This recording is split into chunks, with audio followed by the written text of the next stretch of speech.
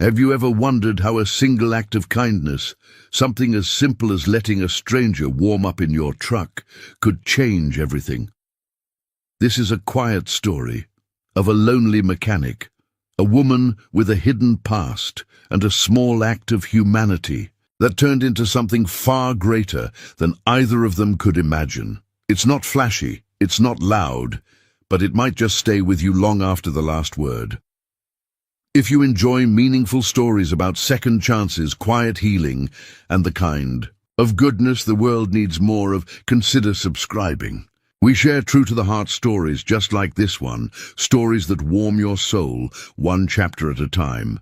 Now get comfortable, because this one starts on a snowy night with an old truck and a woman shivering in the dark.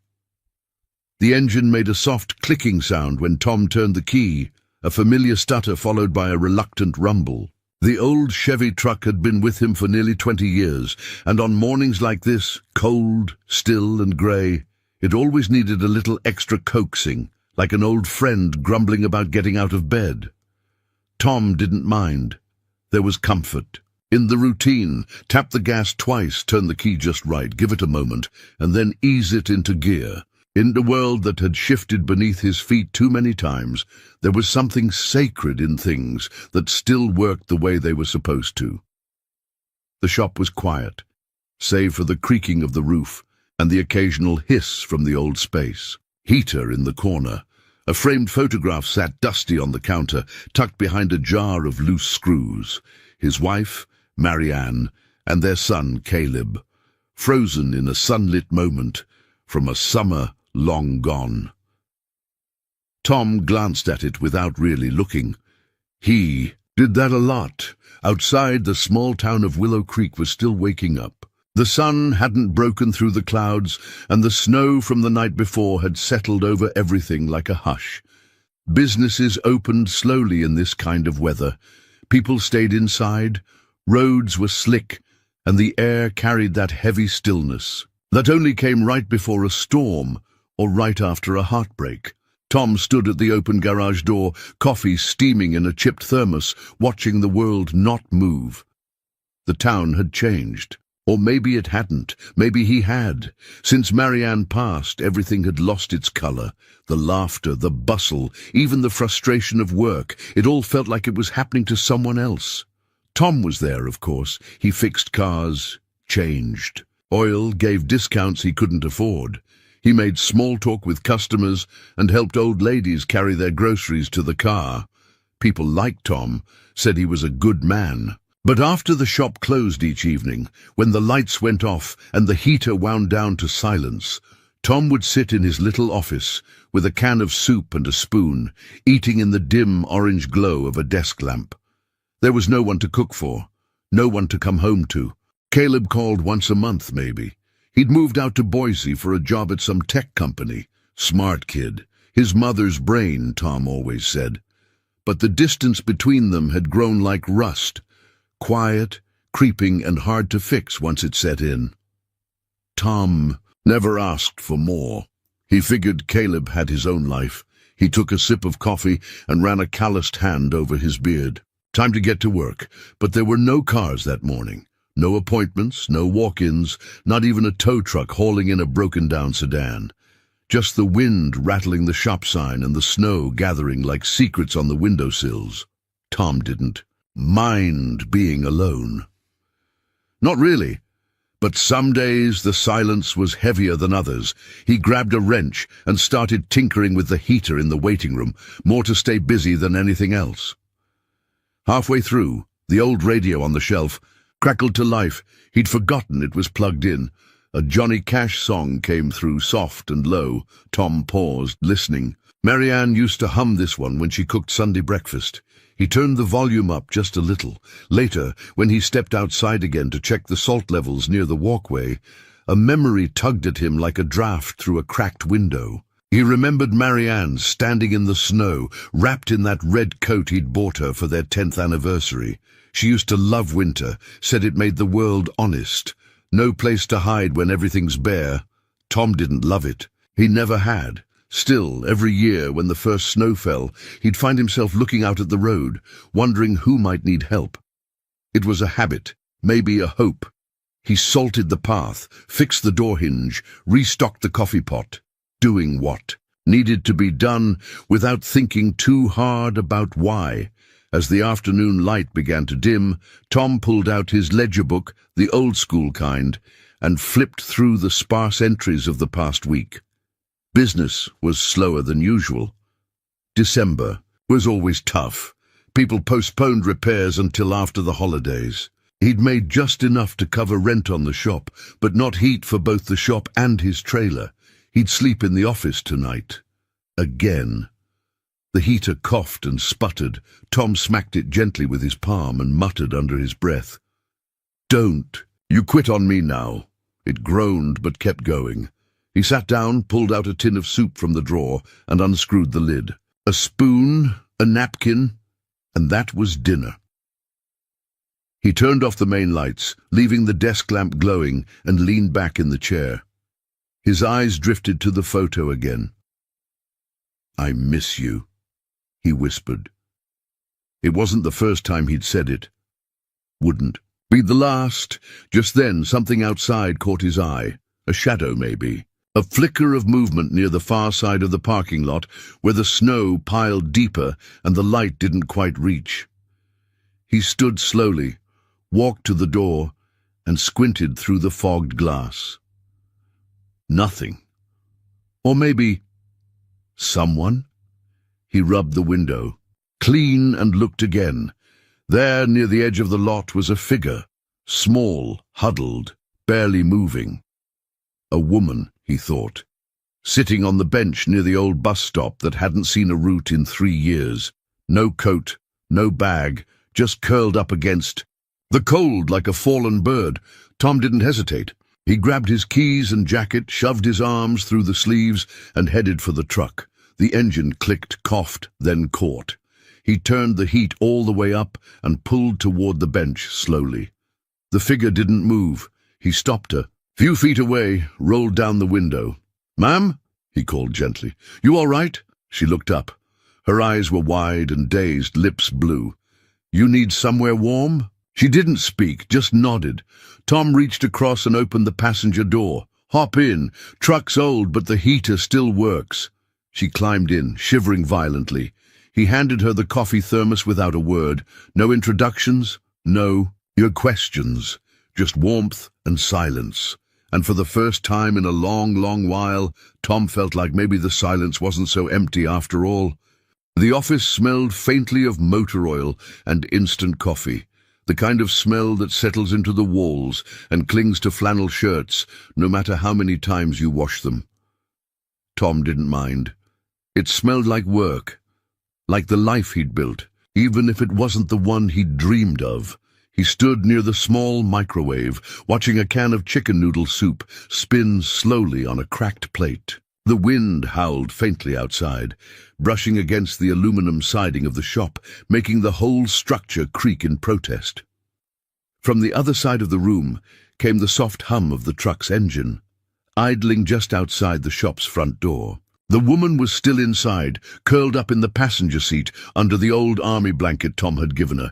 She hadn't said much, just a whisper of "thank you," and then silence.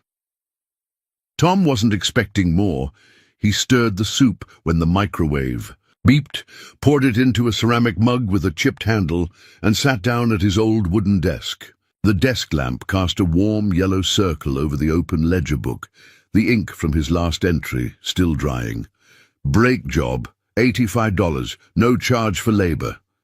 He took a sip of the soup, lukewarm, salty, but it filled the empty space in his stomach. The way routine filled the spaces in his days. He looked around the office, at the clutter of years. A calendar from 2017 still hanging on the wall because Marianne had liked the photo of the lake in July, a cracked mug full of pens that didn't work, a coffee tin filled with spare keys from cars long since sold or scrapped. Tom had once imagined growing old somewhere else, maybe with a little house on a hill, a porch swing, grandkids underfoot. But life had a way of rewriting your dreams. In quieter, lonelier fonts, he glanced again at the photo frame, tucked into the bookshelf's corner. Marianne, in a blue summer dress, smiling with her hand on Caleb's shoulder. Caleb had been, 16 then? He'd just finished rebuilding. His first motorcycle with Tom that summer. A proud moment. They used to have Sunday dinners together back then. Marianne would bake something from scratch, usually with too much cinnamon, and Tom would set the table, humming along to her favorite records. Caleb would complain, but always eat 3 servings. Those dinners were long gone now. Marianne had fought bravely, but lost. And after the funeral, Caleb stayed for 2 weeks before packing up for Boise. He said he needed space. Tom hadn't argued. He understood grief came in different forms. But silence. Silence had become the form grief chose for Tom. The radio on. The desk crackled softly. He turned the volume up a bit. A Willie Nelson song floated through, warm, twangy, nostalgic. Tom sat back, mug in hand, listening as the snow tapped gently against the window. He thought of the woman in the truck, young, mid-30s maybe, pale and thin, like life had worn her edges down. No ring on her finger, no backpack or suitcase, just a worn coat and eyes that had seen too much. He wondered where she had been, headed, or where she was coming from, but he didn't ask. He never did, really, not since Marianne. Questions felt like violations now. People carried enough weight without having to explain it to strangers. He stepped out into the cold again, pulling his coat tighter. The snow had picked up, flurries now dancing sideways in the wind. He opened the passenger door gently. She was awake, eyes half-lidded, still clutching the thermos he'd given her. "You okay?" he asked quietly. She nodded. Her voice, when it came, was hoarse. "Just tired. Thank you. You're welcome to stay in here as long as you need. The heater's stubborn, but it works better than mine." She gave a small, tired smile, and, for a brief second, Tom saw something there, not fear, not even sadness, but a strange kind of recognition, like she knew this kind of night all too well. He hesitated before speaking again. "There's soup inside, if you're hungry." She shook her head. "I'm fine, really. Just need a little warmth." Tom nodded. "All right, I'll be right inside if you need anything." He closed the door gently and returned to his office. Inside, he turned down the radio and dimmed the lamp. The soup had gone cold. He didn't bother finishing it. Instead, he wrapped himself in an old flannel blanket and lay down on the cot, tucked between the filing cabinets and the back wall. It wasn't comfortable, but it beat sleeping in the trailer without heat. He stared at the ceiling, eyes adjusting to the dim. The wind picked up again, howling against the door like a lonely ghost. For a while, he just listened. Then, somewhere between a blink and a breath, he remembered something Marianne used to say. On cold nights, sometimes all a person needs is one warm place to remember the world isn't all bad. He turned on his side, pulled the blanket tighter, and closed his eyes. Outside, in the truck, a stranger slept. And inside, for the first time in a long time, Tom didn't feel entirely alone.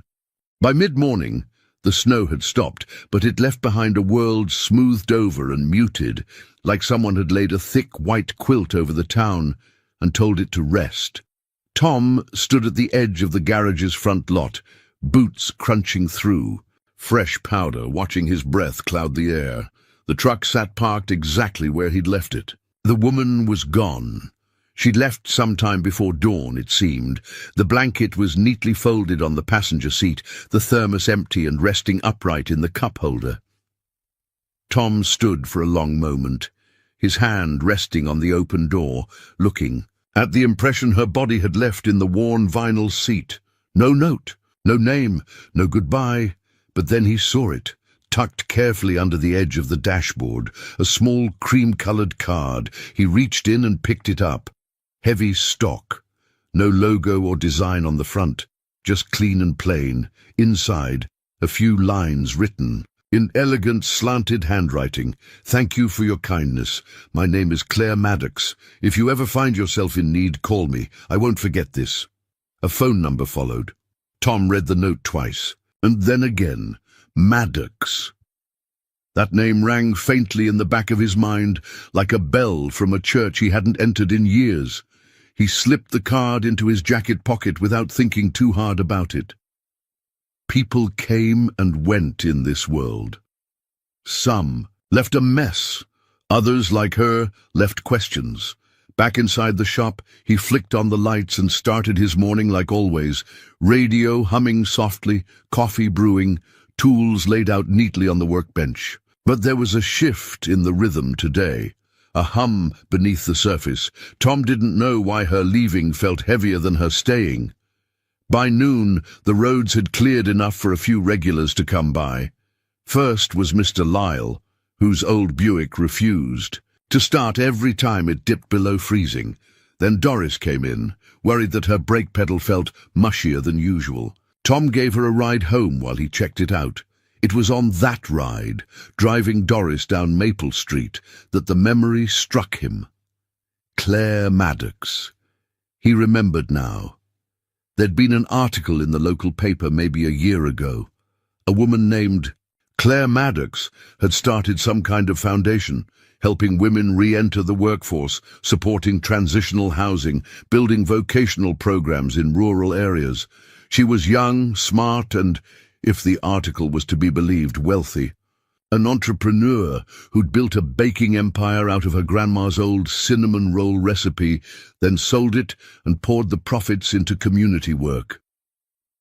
Tom pulled over and parked in front of Doris's house, heart thudding strangely. Could it be the same woman? The one who'd slept in his truck, hair tangled, hands trembling from the cold? It didn't make sense. People like that didn't end up alone on a bench in the middle of a snowstorm. Did they? That afternoon, Tom returned to the garage, poured himself a cup of coffee, and sat with the card again, turned it over in his hands, read the note like it might change meaning if he stared long enough. He didn't call, didn't even consider it seriously. What would he say? That he gave someone a place to warm up for the night and now needed what exactly? He wasn't a man who asked for help, hadn't been for years. Instead, he returned to the rhythm of his life, replaced brake pads, adjusted carburetors, cleaned the floor in long, careful lines. But something had shifted. A few days later, as he drove home along the Ridge Road, he spotted a car pulled off on the shoulder. Hood up, hazard lights blinking. Tom slowed instinctively. Even before Marianne, even before the years weighed on him like an old coat, he'd always stopped. That was just who he was, the kind of man who carried jumper cables in every vehicle and checked on stranded strangers, even if all he could offer was a phone to borrow or a spare bottle of water. He pulled up behind the broken-down car and climbed out. The driver was an older man, maybe mid-60s, with a face red from the cold and hands that shook slightly as he fumbled with the hood latch. "Need a hand?" Tom asked. The man looked up, grateful. "Wouldn't say no. Damn thing just died on me. I don't even know where to start." Tom didn't ask why the man was out here alone. He just got to work. 10 minutes later, the car was humming again. "Thank you," the man said, pulling out his wallet. "Can I pay you for your time?" Tom shook his head. "Nah, just pay it forward next time you get the chance." He climbed back into his truck and drove on. But this time, the silence didn't settle quite so heavy. That night, he sat in his office again, flipping through the mail while the heater rattled in protest. Among the bills and flyers was a small white envelope with no return address. Inside was a typed letter. "To Mr. Tom Bennett, we have been informed of your consistent kindness and quiet generosity to members of your community. As someone who once benefited from such a moment of grace, I believe in returning that gift where it's due. If you are ever interested in something more work, more meaning, more life, please call. The number hasn't changed. Claire Maddox." Tom folded the letter slowly, sat with it for a long while. The phone was right there. Still, he didn't reach for it, not yet, but the card was no longer in his pocket. He'd placed it on the wall above his desk, right next to the photograph of Marianne and Caleb. And for the first time in years, that wall didn't feel like a memorial. It felt like a beginning. It was the kind of cold that wrapped around the bones. Not just chilly or sharp, but ancient, almost sentient, like something that wanted to remind you how small and fragile you really were. Snow drifted in lazy spirals under the amber glow of the old street lamps lining the bus stop near the edge of town. Tom's truck rumbled slowly down the hill, headlights sweeping across quiet storefronts and shuttered windows. Most of Willow Creek had long since gone to bed, their houses wrapped in fleece and Christmas lights, fireplaces whispering behind frosted panes. He hadn't meant to take the long way home, but the heater in the truck was finally warm, and his thoughts were too loud in the silence of his trailer. So he drove, past the gas station, past the diner, past the bench near the old bus stop that hadn't seen a route in 3 years, and then he saw her, a shadow, huddled and still. Small figure, curled in on itself like a question mark, legs drawn to her chest, arms wrapped around her body in a grip that said she didn't trust the night, or maybe didn't trust herself in it. Tom slowed the truck without really thinking. His instincts kicked in before his brain caught up. She didn't move as he pulled up beside her. He rolled the window down, warm air spilling into the cold night. "Ma'am," he said, voice careful. "Are you all right?" She looked up, and the sight of her eyes nearly took the wind out of him, not because she was beautiful, though she might have been once, before the cold and exhaustion etched lines across her skin, but because there was something in those eyes he recognized, not fear, not panic, but distance. She was somewhere far away, and Tom knew that place. "Do you need help?" he asked, gentler now. She didn't speak, just nodded once, a fragile movement. Tom reached across the cab and pushed open the passenger door. "Come on in. Truck's not much, but the heater works." She hesitated, looked at him like she wasn't sure what to believe. Then slowly she stood, knees stiff, fingers trembling, and climbed in. He passed her the thermos of coffee he kept in the cup holder. It wasn't fresh, but it was warm. She took it with both hands, like it might vanish if she let go. "Thank you," she whispered. That was all. She didn't tell him her name, didn't explain why she was out there or where she was going. Tom didn't ask. He'd learned over the years that not all kindness needed a reason. Sometimes people just needed a place to be without having to explain themselves. She sipped the coffee slowly, letting the heat crawl back into her bones. Tom turned the heater up another notch and adjusted the vents so they blew directly toward her. For several minutes, neither of them spoke. The silence wasn't uncomfortable. It was just honest. After a while, she leaned back against the seat and closed her eyes. Tom pulled the truck into the lot beside his shop, left the engine running, and got out. Inside, he grabbed the old army blanket from the cot and returned to the truck. She stirred slightly when he opened the door. Her eyes fluttered open. "Here," he said, holding the blanket out. "This'll help." She looked at it like it was too much, like even a gesture that small had weight, but she took it, wrapped it around herself tightly, and nodded. "Thank you again." Tom just gave a small smile and said, "Try to get some rest. You're safe. Here." He left the truck running, heater purring steadily, and walked back into the shop. The wind picked up, rattling the aluminum siding. The radio inside the office was playing an old tune he hadn't heard in years. Sam Cooke, maybe. Something about change coming. He sank into his chair, arms aching from the cold, but heart strangely warm. The woman's face lingered in his mind. Her hollow cheeks, her cracked lips, the way she held the thermos like it was the last real thing she had. Who was she? What had brought her here, to this half-dead town, to that abandoned bench? Tom didn't need to know, but something in him wanted to, not out of curiosity but out of something gentler, something like the faint stirring of hope. He looked again at the photo of Marianne and Caleb on the desk. She would have invited the woman inside, probably made a pot of soup and offered her the good blanket, the one they only used for guests. He could almost hear her voice in his mind. "You don't have to fix everything, Tom. Just be someone people can rest next to."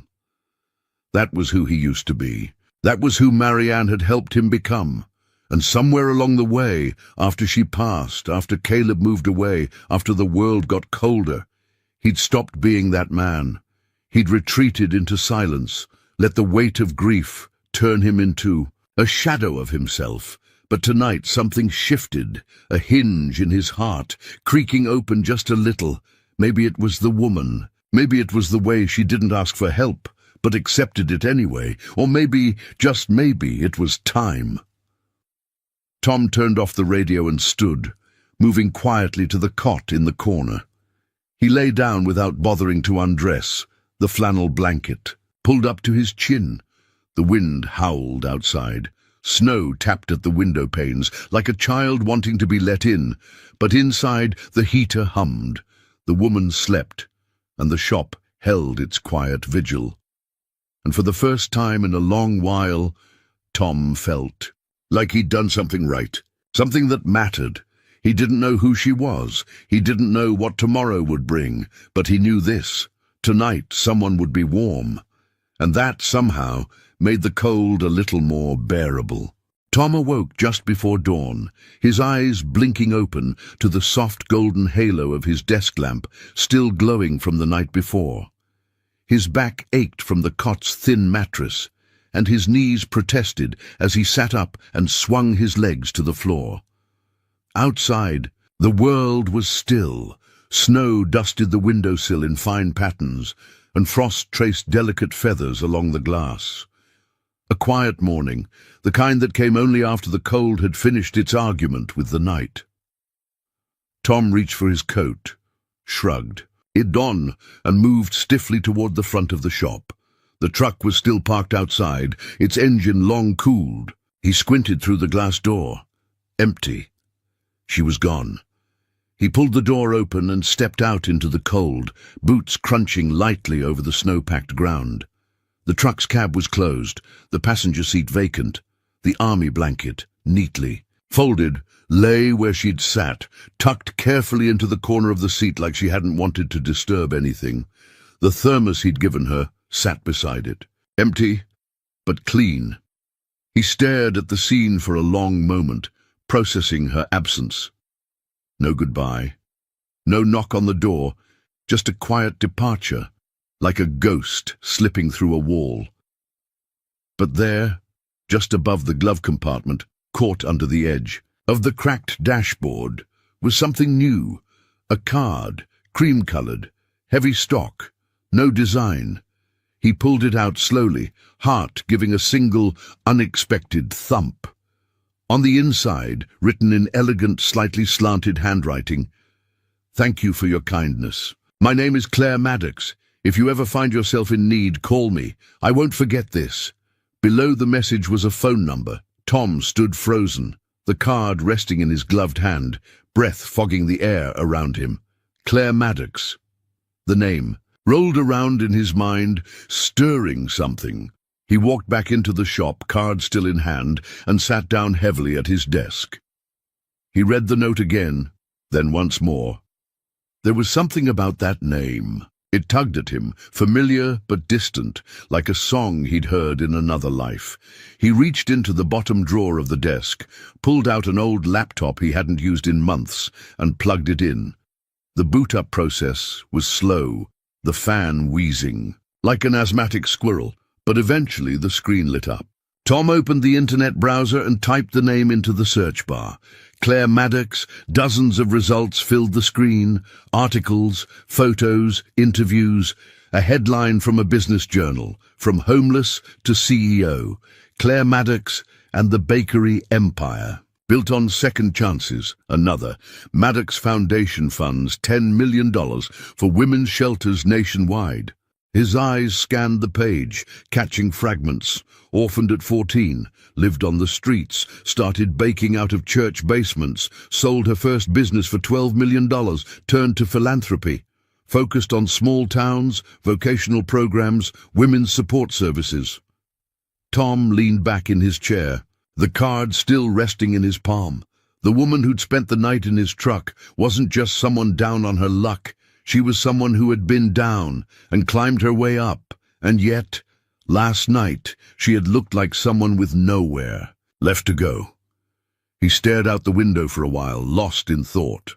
The silence of the shop felt different this morning, charged somehow, as if something had shifted in the wiring of his life, and he hadn't noticed it until just now. He thought about calling, just to say, "What? Thanks for the card," or maybe, "Are you okay?" But the truth sat heavy in his chest. Tom hadn't talked to someone outside this town for more than 5 minutes in years.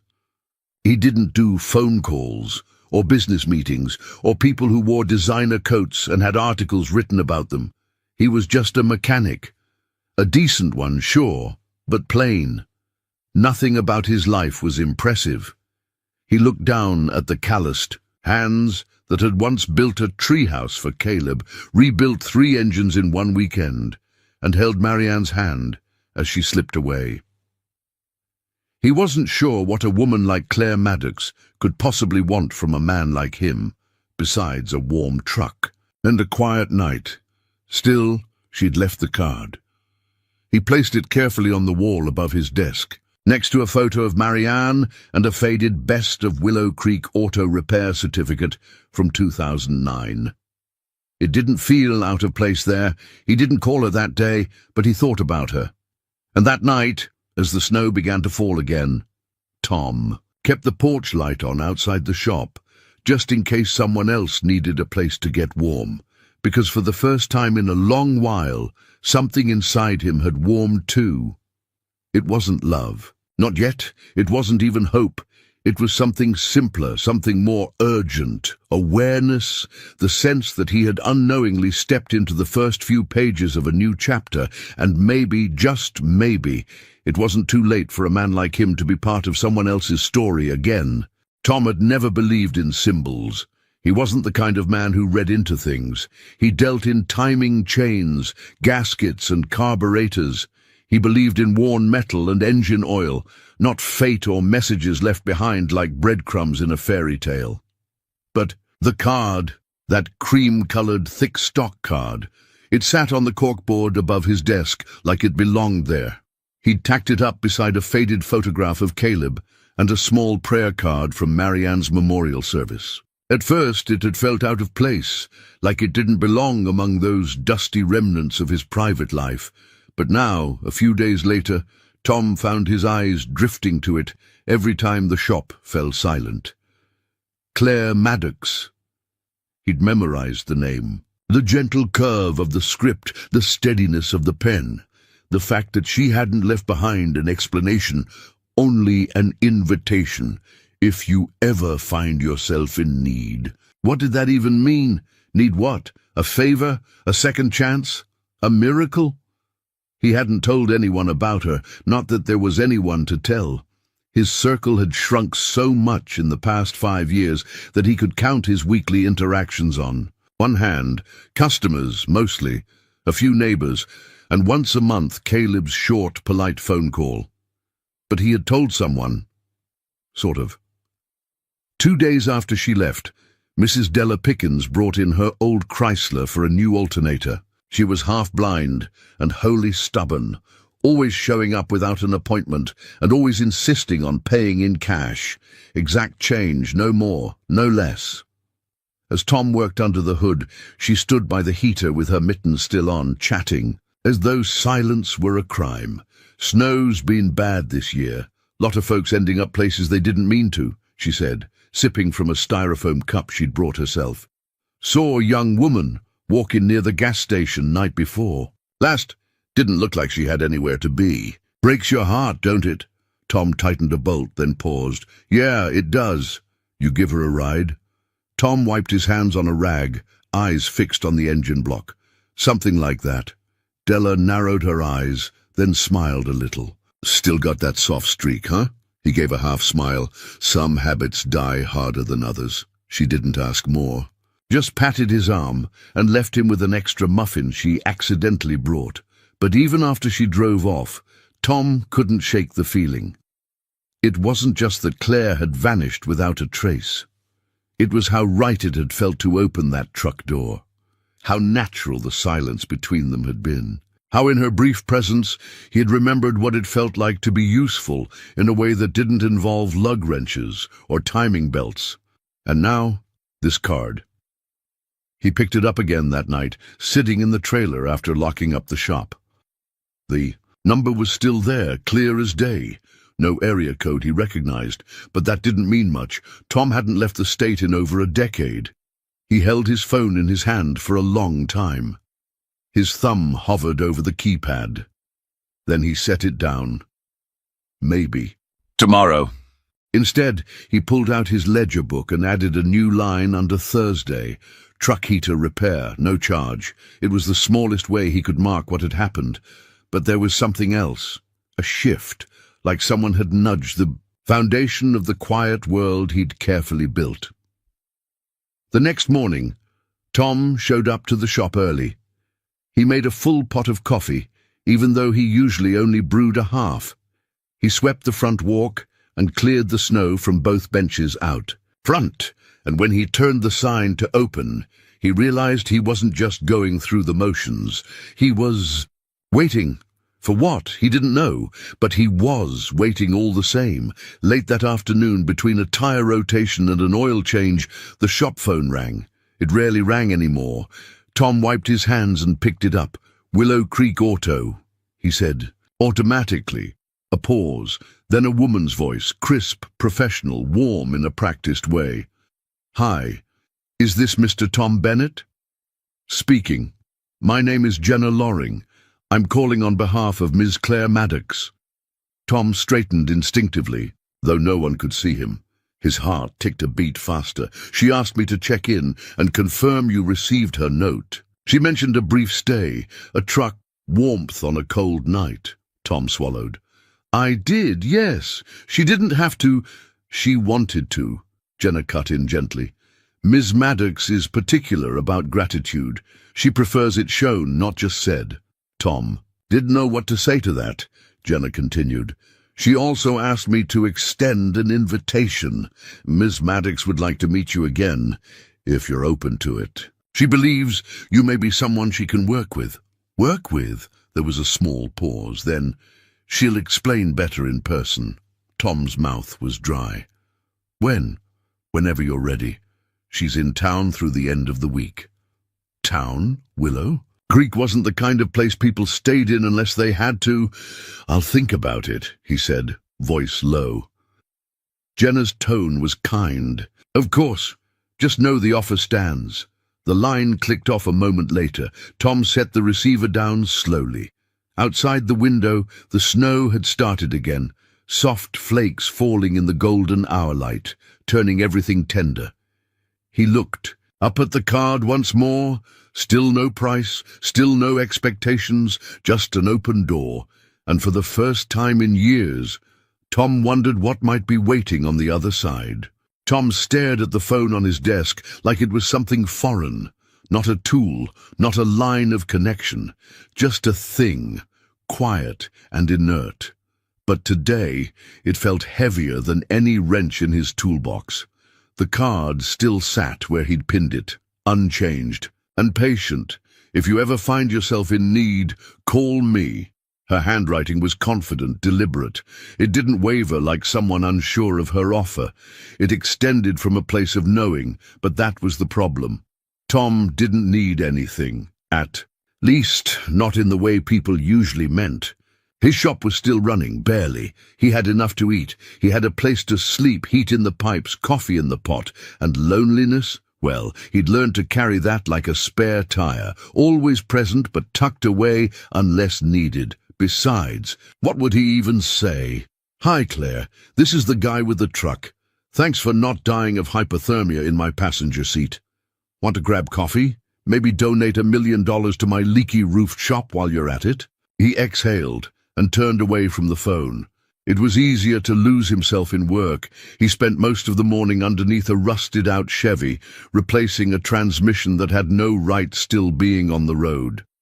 Then a brake job on an old Ford sedan, followed by an oil change for the town librarian, who always paid in homemade pies. He told himself he wasn't thinking about Claire Maddox. But every time his hands went still, she was there. Her voice soft and hoarse, her hands wrapped around the thermos, her silence deeper than the cold. By the time the sun started its slow winter descent, Tom had walked past the phone 11 times. He so counted. He made another pot of coffee just to have something to do. He even restocked the candy bowl at the front desk, something he hadn't done since Halloween 3 years ago, and still, the phone didn't ring. Near dusk, he sat at the counter, elbows resting on the cool surface, coffee growing cold in his hands. He reached for the card again, read it, then set it back down. He picked up the phone, then put it down, picked it up. Again, put it down. A man could go crazy like this. What if he called and it changed everything? Worse, what if he called and it didn't? He rubbed his temples and muttered, "You're talking to a piece of paper, Tom. That's not a good sign." He stood, stretched, and turned off the heater in the office. The cold crept in immediately, making his joints ache, but it cleared his head. Then he did something he hadn't done in months. He reached for his jacket, locked the front door behind him, and walked. The streets were mostly empty, snow piled up in soft ridges along the sidewalks. Porch lights flickered on one by one, glowing, like fireflies in the blue dusk. He passed the post office, the bakery, the hardware store with the bell that hadn't worked since spring, and then he saw the bench. The same bench where she had sat just nights before, shivering under the weight. Of the sky, it was empty now, just snow and silence. He walked over to it, stood for a moment, then sat. It was stupid, he knew. He wasn't sure what he expected to feel, some lightning bolt of certainty maybe, some inner voice that said, "Call her, you fool, this means something." But the truth was quieter than that. All he felt was a strange sense of presence, like her absence had somehow left a warmth behind. And for a man like Tom, who had lived so long in the shadow of what was gone, that warmth was worth listening to. He sat there for a long time, hands in his coat pockets, watching his breath rise and vanish. Then he stood up, turned, and walked back toward the shop. Inside, he didn't hesitate. He picked up the phone, dialed the number 1 ring 23. He was about to hang up when a voice answered. "Hello?" It was her, Claire, not her assistant. Not some smooth-talking gatekeeper, just her. Tom froze for a heartbeat, then found his voice. "Hey, it's Tom. From the truck. The one who offered you bad coffee and a noisy heater." A soft laugh on the other end. "Tom, I was hoping you'd call." He didn't know what to say to that. "I wasn't sure I should. I left the card for a reason." Another pause. Then Tom asked the question that had been sitting on his chest for days. "Why me?" Claire's voice was steady. "Because you didn't ask me who I was, or why I was there. You didn't try to fix me. You just made space." Tom exhaled, slowly. "That's not much." "It was everything," she said, "and I think you're the kind of man who's done that for a long time, probably for people who didn't even notice. I want to talk to you, in person." Tom hesitated. "I'm no one special." "That's the thing," she replied, voice soft. "You are. You just forgot." There was a long, quiet beat between them. Not awkward, just honest. Then Claire added, "I'm still in town. There's a diner near Main Street. Tomorrow morning, 8 o'clock? Tom nodded, though she couldn't see. "They'll be there." She didn't say goodbye, just, "I'm glad you called," and the line went silent.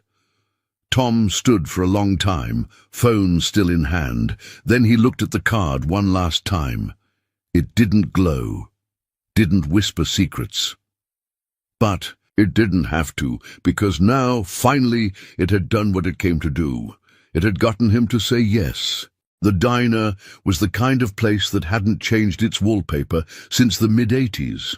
Faded floral print curled slightly at the corners, and the cracked vinyl booths smelled faintly of maple syrup and thyme. The open sign blinked half-lit in the window, and a tiny bell above the door let out a lazy ting when Tom stepped inside.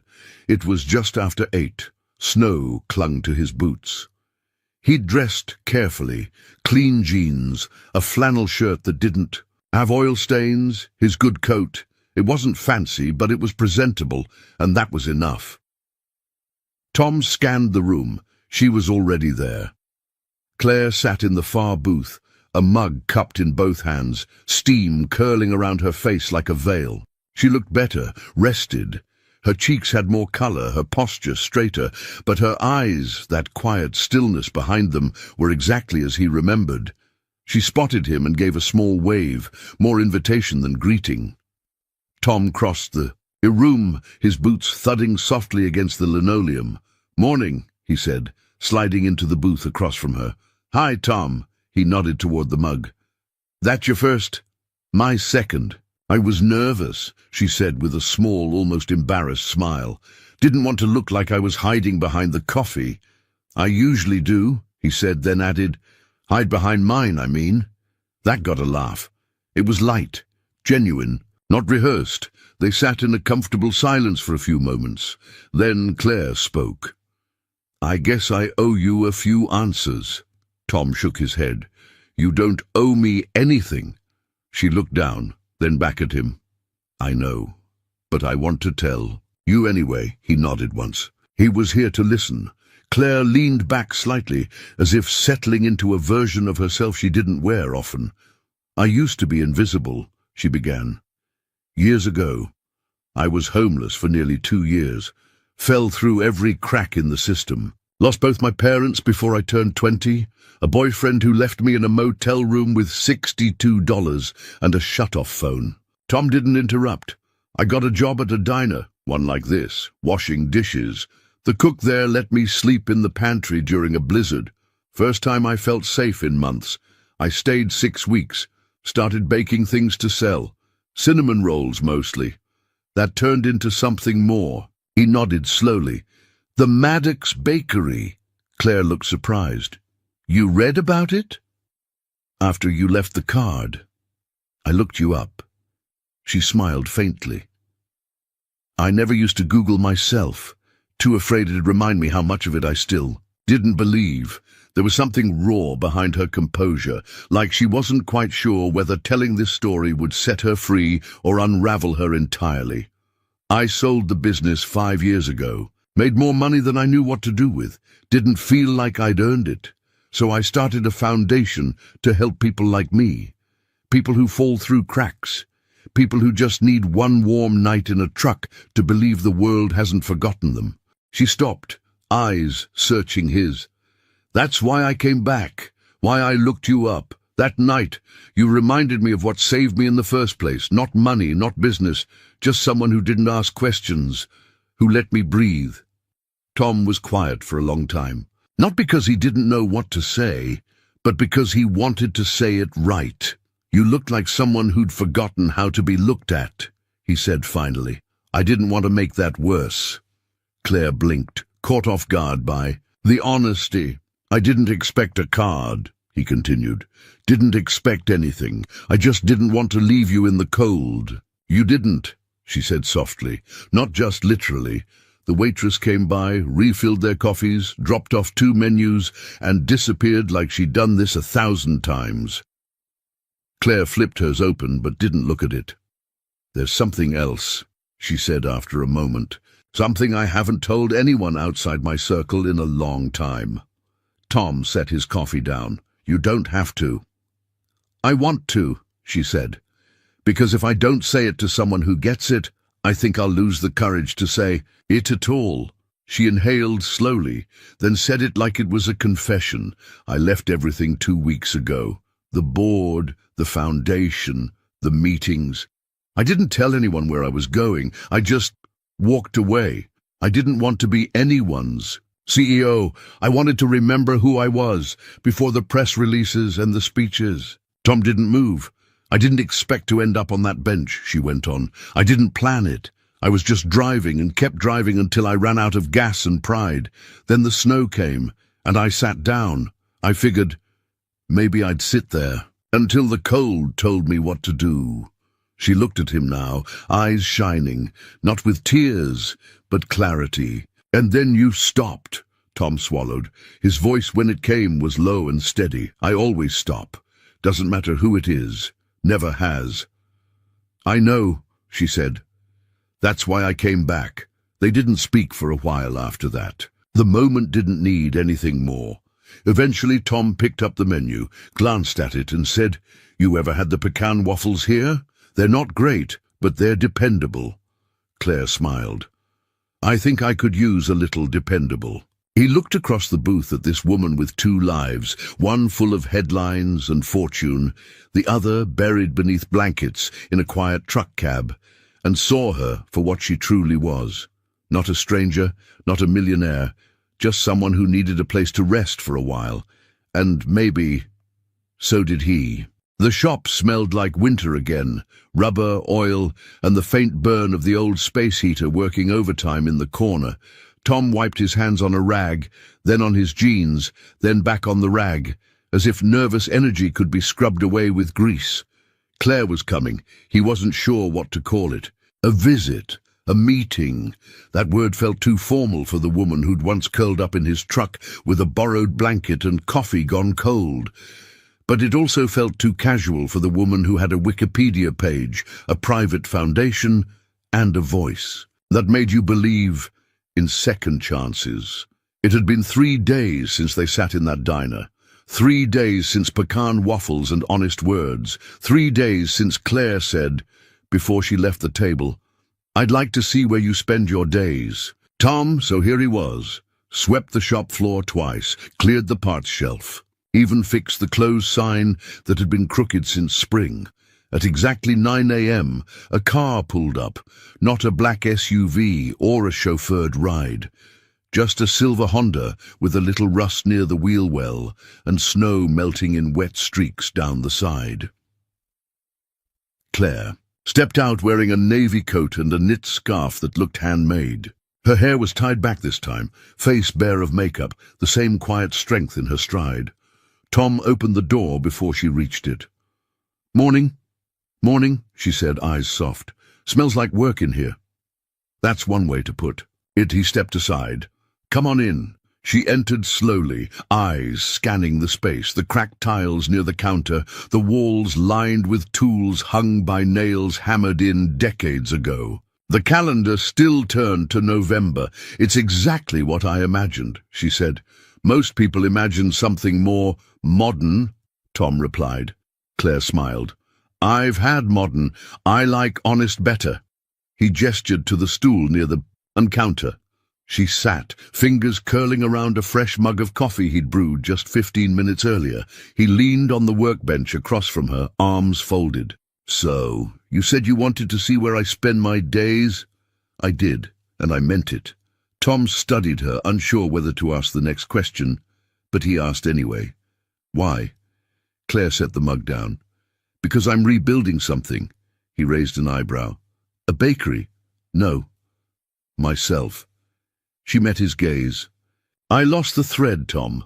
Somewhere between board meetings and press interviews, I became the version of me that people wanted to see. I forgot the girl who used to cry over burnt muffins and wash dishes for rent. I came back here because that girl never would have walked past someone freezing on a bench, but I almost did, if you hadn't stopped me." Tom nodded slowly, letting that settle. "You didn't seem like someone who needed saving." "That's the trouble with people like me," she said softly. "We get good at hiding it." They were quiet for a moment. The only sound was the Soft tick of the heater behind them. Then Claire spoke again. I want to do something here, not for headlines or speeches, just something real. With you. Tom blinked. With me? I've been thinking, she said, straightening a little. Your shop isn't just a garage. It could be more. A place to train people. Mentor young folks who don't have direction. Teach them what it means to build something with their own hands. Tom didn't answer right away. Claire continued, her voice steady but gentle. I can fund it, quietly. No plaques, no cameras. Just the two of us doing something that matters. You don't owe me anything, he said quietly. I know, she smiled. That's why I want to. Tom looked down at his hands, worn, lined, chipped nails and oil stains that never came off. Then he looked around the shop, the place Marianne once called his second skin, the place where Caleb learned how to rotate tires, where he buried his grief in engines and socket wrenches. He thought of the silence that used to greet him every morning, and how lately it wasn't so loud. I wouldn't know where to start, he said honestly. That's okay, she replied. I do. He looked up. You'd really want to build something like that here? In Willow Creek? Claire shrugged, a wry smile tugging at the corner of her mouth. Well, there's already a stubborn, good-hearted mechanic in place. Seems like a solid foundation. Tom chuckled, a low, surprised sound. You don't scare easy, do you?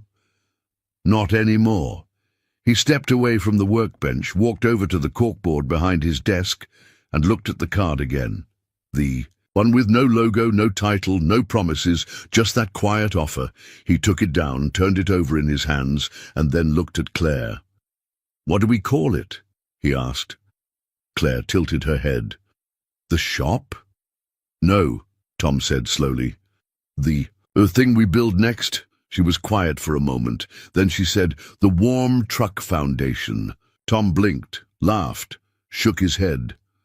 That's a terrible name, he said. Claire laughed, and it filled the shop like sunlight breaking through snow clouds. Okay, she said. Then you name it. He thought about it. Not long. Just enough. How? About Second Start Garage? Claire nodded. That's perfect. He set the card down on the desk, this time not as a mystery, but as a beginning. She rose from the stool, took one last sip of coffee, and extended her hand. Partners, she asked. Tom looked at it, then past it, then into the eyes of a woman who had once disappeared into his truck and come back as someone who changed the temperature of his world. He shook her hand. Partners. And just like that, the silence in the shop wasn't empty anymore. It was filled with possibility. Tom didn't sleep much the night after they shook hands. He lay on the cot in the corner of his office, blanket pulled to his chin, staring at the cracked ceiling tiles as if they held answers he'd never dared to ask for. Outside, the wind rattled. The windows, and somewhere nearby, snowmelt dripped into the gutter with slow, persistent rhythm. But inside, the storm was all in his chest. He kept hearing her voice. Partners. It had sounded so simple, so clean. Like something two people say when they're starting a company, not when they're stepping into something that could change their lives. She'd meant it. That much he knew. Claire wasn't the kind of woman to say things just to fill the air. Every word she spoke felt deliberate, weighted, like she had made peace with every syllable before she let it go. But Tom wasn't used to being part of anything anymore. The thought of kids walking through his shop, eager, wide-eyed, watching him as if he knew something valuable, it scared the hell out of him. He didn't feel like a mentor. He felt like a man who kept things running, a man who survived, but didn't build anymore. At some point in the quiet hours, he sat up, pulled on his coat and walked out into the snow. The cold hit his skin like truth, sharp and real. He didn't mind. He crossed the lot, past the truck where Claire had once slept, and stood under the old security light, staring at the snow-covered sign that read, Bennett Auto Repair. It looked tired, worn, a little like him. By morning, he'd already made the coffee and cleared a space in the back of the shop, dusting off a metal shelf that hadn't held anything but cobwebs in 3 years. He wasn't sure what he was doing, just moving, one small motion at a time. At 9:10, Claire arrived. This time, she wore jeans, boots, and a dark sweater beneath a light grey coat. No makeup, no armor. She looked like someone who wasn't pretending anymore. She brought blueprints, not formal architectural plans, just sketches on thick paper, drawn in neat looping lines with notes scribbled in the margins. "Mock-ups," she said, laying them out on his counter like a dealer showing cards. "Just ideas. This one's a training space. We could knock out the back wall and open it into a separate bay. Add tool storage here, break room over there." Tom hovered over the drawings, eyebrows knit together. "You drew these?" Claire nodded. "Used to love drafting as a kid. Architecture was my first dream. Baking was my survival." He said nothing, but she noticed the hesitation in his eyes. She folded the sketches slowly. "Tom, say what you're thinking." He took a breath. "I'm thinking I don't belong in a blueprint. I belong in the in-between, fixing things, not building futures. These plans, you've thought them out. They're real.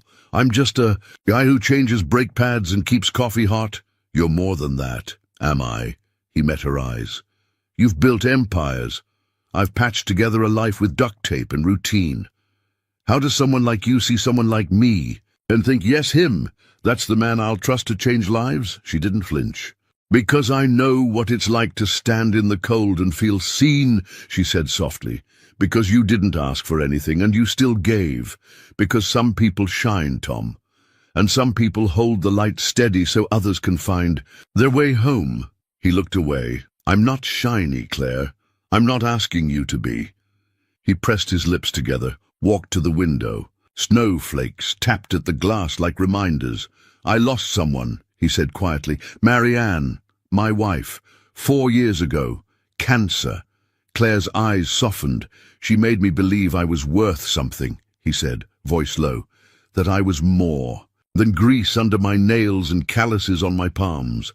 When she died, I stopped trying, just kept the lights on, took care of the truck, let the world get smaller." He turned back to her. "I don't know how to be that man again." "You don't have to," she replied. "You only have to be the one you are now. That's the man who opened his truck to a stranger. That's the man I trust." For a moment, the shop felt like church. Quiet, honest, holy in a way that had nothing to do with walls or sermons. Claire reached into her bag and pulled out a small folder. "I drafted a budget. Quiet funding, no strings. We start small. 6 months, pilot program. A handful of kids, paid stipends, tools provided. You lead the training. I'll handle the logistics. We evaluate from there." Tom took the folder, thumbed through the pages. Numbers, schedules, real steps. This wasn't a dream, it was happening. If he said yes, and for the first time since Marianne's funeral, he felt something push back against the weight he'd carried for so long. Not a replacement, not a miracle, just movement. 6 months, he said. Claire nodded. He closed the folder, set it on the counter. "Okay," she blinked. "Okay? Yeah." He let out a breath. "Let's build something."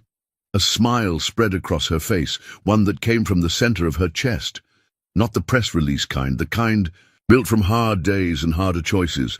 "I'll get started on the grant paperwork," she said.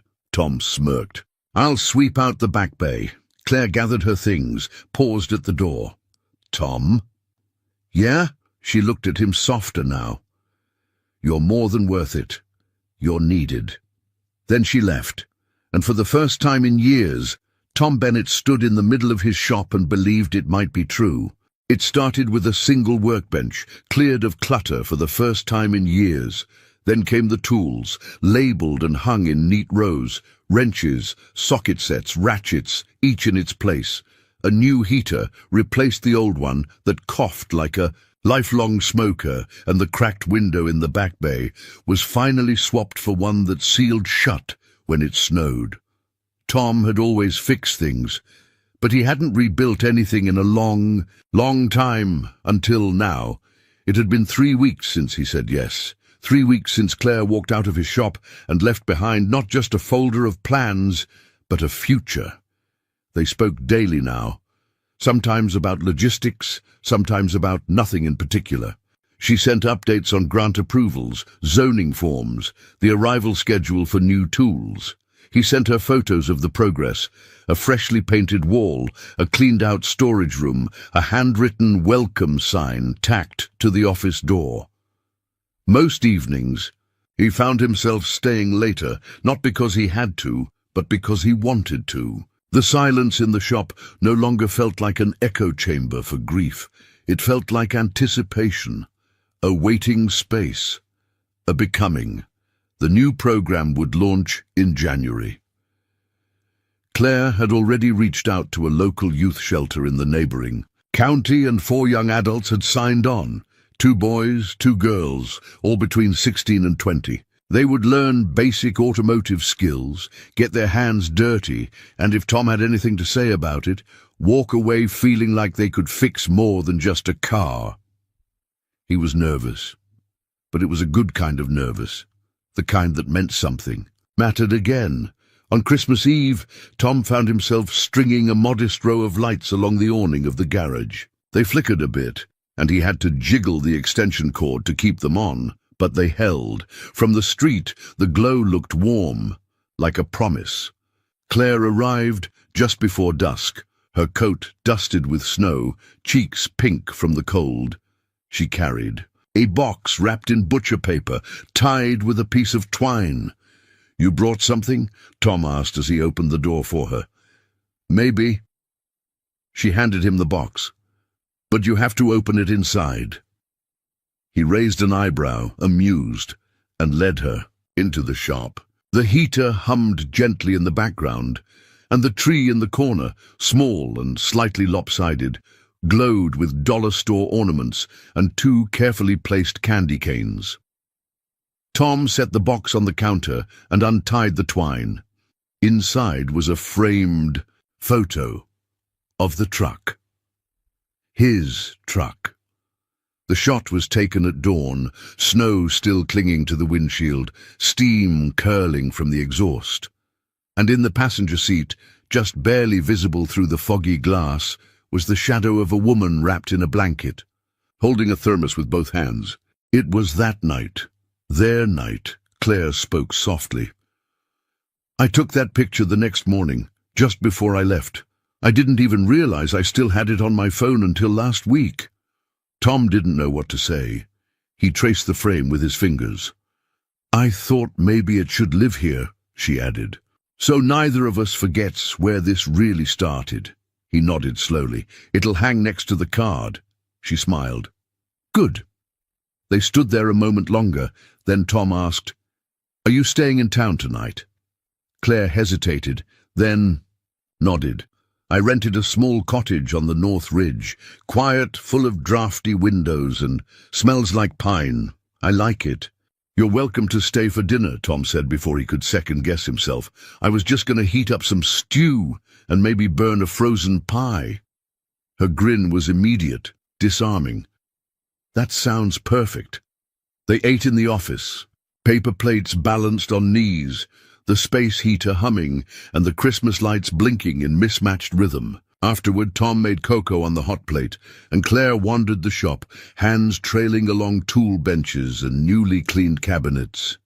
"You ever think," she asked quietly, "about what might have happened if you hadn't stopped that night?" Tom leaned against the counter, mug in hand. "I try not to." "I do," she said. "Sometimes I think the person I was becoming wouldn't have survived much longer. Not because I didn't have resources or people or therapy, but because I'd forgotten how to feel safe around someone real." He didn't answer, just sipped his cocoa and let the silence hold the weight of her words. "I've done a lot of good," she continued. "Built things, helped people, gave away more than I ever expected to earn. But I think this is the first thing I've done that feels like it gives back to something that gave to me." Tom looked at her. "You're the one changing lives now?" Claire shook her head gently. "No, we are. Later, When she stood at the door to leave, snow beginning to fall again in the blue hush of evening, she turned to him and said, "I think we both needed a warm truck that night." He nodded. "And a second chance." She touched his arm gently. "Merry Christmas, Tom." He watched her walk to her car, headlights cutting through the flurries, and then disappear into the falling quiet. New Year's came with the smell of motor oil and fresh paint. The first trainee arrived 2 days early, an 18-year-old named Jonah, with quiet eyes and a nervous laugh. Tom showed him where the gloves were, how to check the oil, how to feel the difference between a worn belt and a new one. More would come. The program would grow. Claire visited often, but not as a guest. She helped with paperwork, painted the entryway herself, and brought soup on cold days. Their rhythm became easy, familiar, sometimes quiet, sometimes filled with stories, but always warm, always real. One evening, just before locking up, Tom flipped the new sign that hung by the door. Second Start Garage. Eston. 2024, he stepped back, looked at the frame on the wall, the photo of the truck, the card, and now a small plaque that Claire had mounted beneath them. Kindness costs nothing, but it changes everything. As he turned off the lights, he left one on above the front door, not because he forgot, but because someone might need to see it. Someone might still be walking, and this place was built for second starts. We'd love to know, where are you watching from? Let us know in the comments below. It always warms our hearts to see how far these stories travel. If this story touched you in any way, if it made you think, feel, or even just pause for a quiet moment, don't forget to subscribe. There are many more heartfelt stories waiting for you right here, and from the bottom of our hearts, thank you for spending your time with us today. We know your time is valuable, and it means so much that you chose to spend part of it here. Until next time, take care and keep believing in kindness.